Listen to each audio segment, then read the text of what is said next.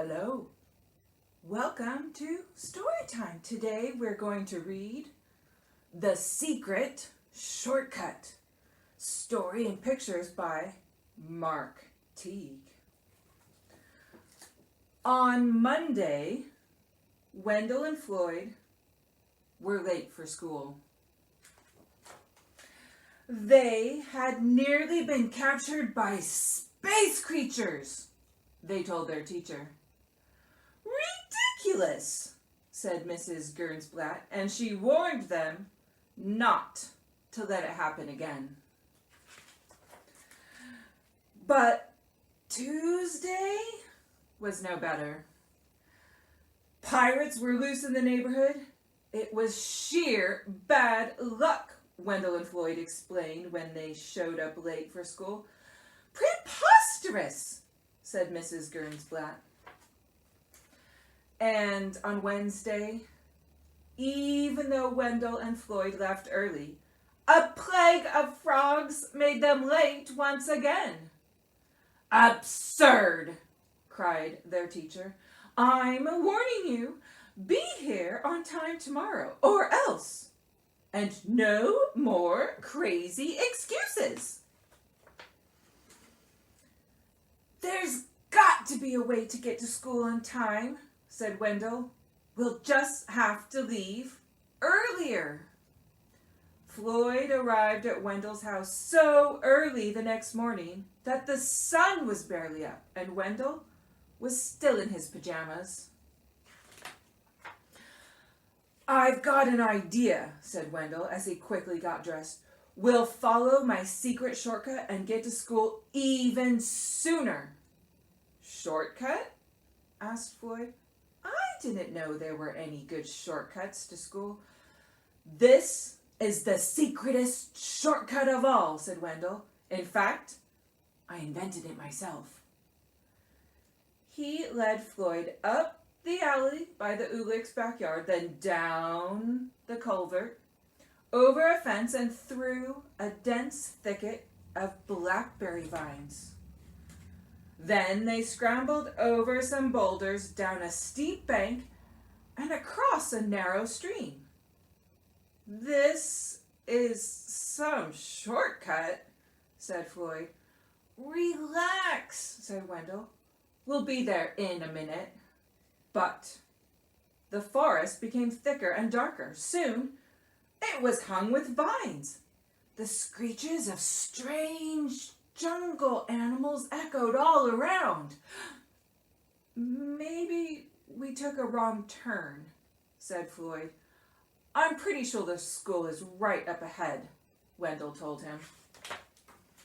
But the jungle only grew wilder, and when the boys finally came to a trail, it didn't lead straight to school, as they had hoped.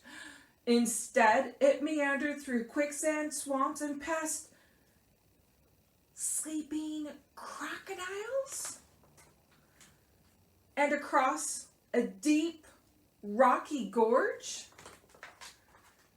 It began to get late. This is going to be hard to explain, said Floyd. They stood in a small clearing. I have an idea, said Wendell. We'll climb a tree and see if we can spot the school. They chose the biggest, tallest tree they could find and climbed all the way to the top. Do you see the school? Asked Wendell. I don't even see the town, said Floyd. They watched some monkeys playing in the treetops. I have another idea, said Wendell. What is it? Said Floyd. He was getting tired of Wendell's ideas.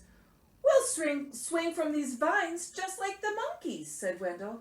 That way we'll travel much faster. Soon they were swinging from vine to vine. This isn't bad, shouted Floyd. I'll bet we're making good time. I knew this shortcut would work out, Wendell crowed, but at that moment, they ran out of vines. The boys landed plop, plop in a giant puddle of mud. Now what do we do? Asked Floyd. I don't know, said Wendell. I'm out of ideas. They sat in the puddle and thought about all the trouble they were going to be in. Mrs. Gernsblatt will never believe this story, said Wendell. It is sort of crazy, said Floyd. Just then, from far away, they heard the school bell ring. Did you hear that? Cried Wendell. That was the first bell. We can still make it if we run. They ran until the jungle gave way to the forest, and the forest became woods, and then they scurried through the Mortleys' backyard and up the hill to the school. They flew through the door of Mrs. Gernsblatt's room and landed squishily into their seats just as the late bell rang. Well, you made it, said their teacher, and just in time. But how on earth did you get so muddy? Just walking to school. Floyd looked at Wendell. Wendell looked at Floyd. On second thought, said Mrs. Gernsblatt, maybe you'd better not say. During recess, Wendell and Floyd sat in the sun to give the mud a chance to dry.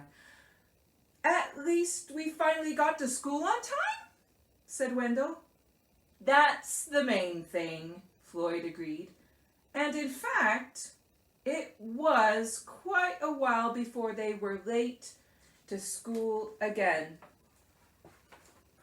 Even so, they never did find a really good shortcut.